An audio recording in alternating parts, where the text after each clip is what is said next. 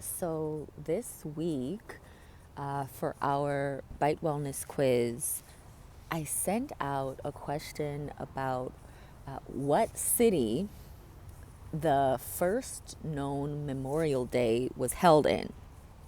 And I bet a bunch of people in our Bite Wellness community are thinking, like, we are a wellness organization. Our goal is to learn how to use our habits to boost our well being, to cut disease risk, to just feel better overall. And what on earth does this piece of history have to do with our well being? So I'm going to connect the dots in a moment. But before that, I just had to share a little bit more um, about something that's a completely new revelation to me and to anyone else out there who'd already learned of this early version of Memorial Day that was staged by freed African slaves here in the US. For anybody else who's grew up hearing about this, don't at me, please. I'm trying to learn. We're all learning new things every day. And for anyone else who hasn't heard about it, let me put you on game because this is wild. So, you know, we celebrate Memorial Day here in the United States as a way of commemorating the sacrifices made by folks, soldiers who lost their lives in the Civil War. And historically, this honors both Confederate and Union soldiers.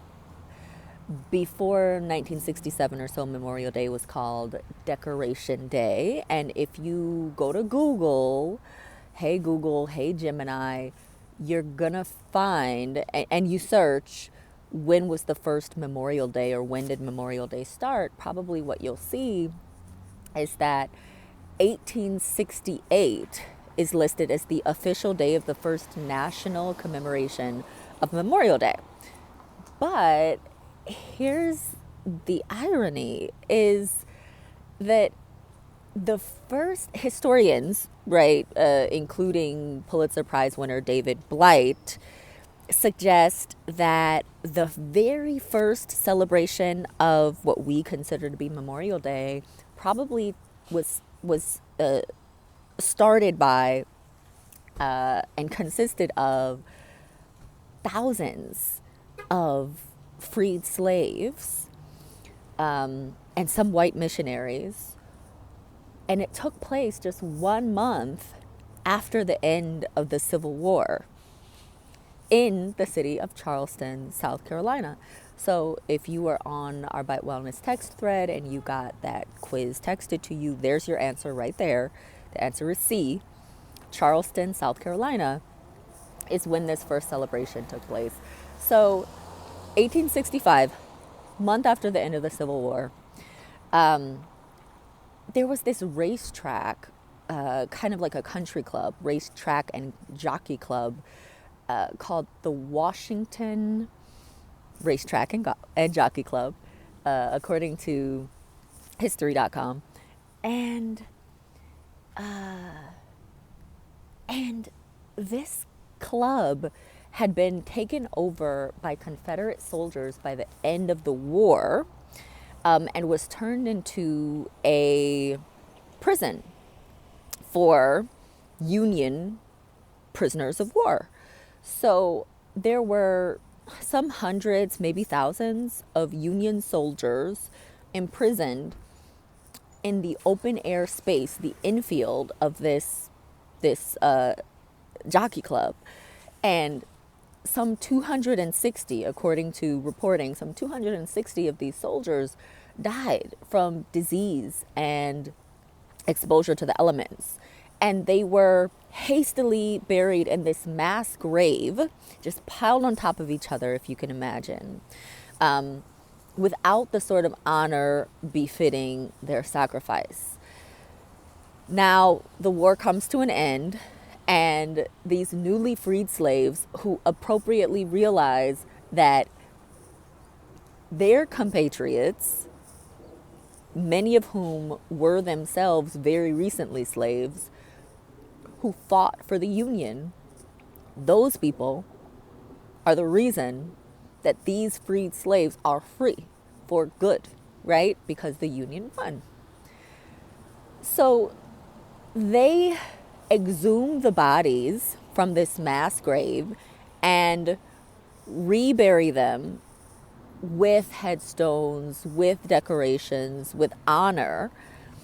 And they have this parade, which, according to reporting in history.com, may have consisted of about 10,000 people, largely black, likely recently freed.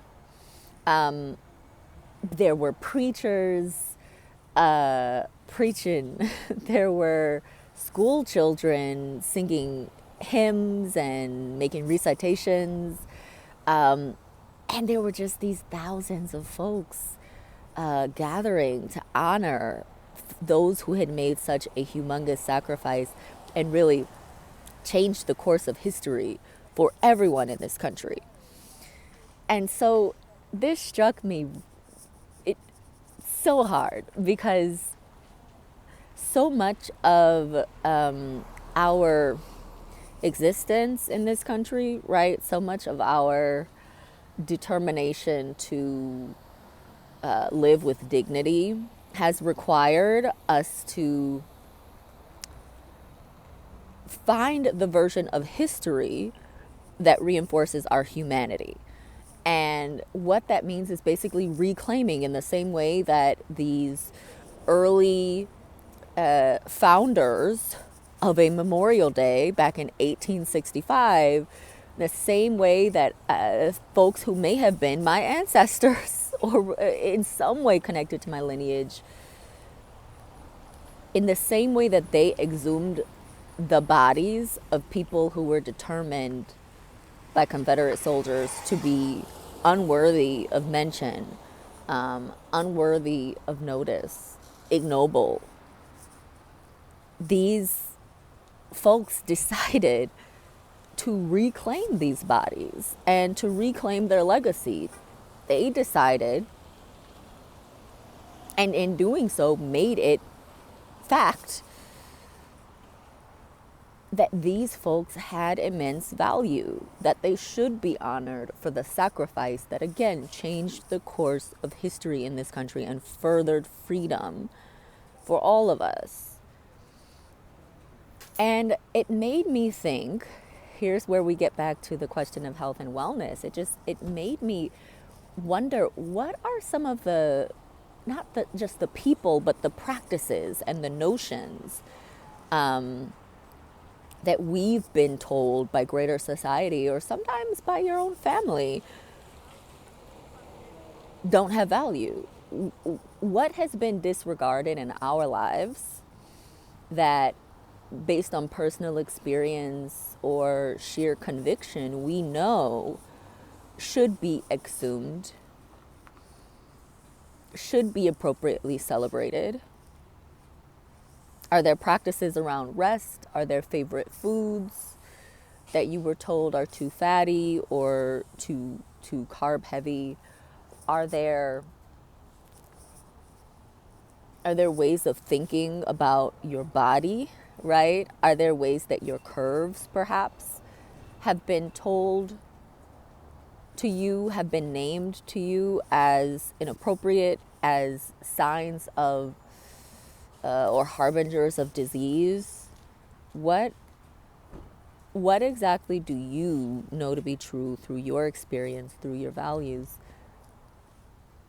And how exactly have those practices and notions advanced your well-being? Let's think about that. I'm excited to talk about it in our wellness workshop tomorrow. And since we're honoring mothers all month, if we can just put a little maternal spin on it, a matrilineal spin on it, and think about the ways in which some of these wellness practices and notions may in fact have been exhumed by our mothers, been passed down by them. In what ways have they done the work of digging up long buried, long dishonored wellness practices and values, and in what ways have they handed us such an incredible opportunity for freedom?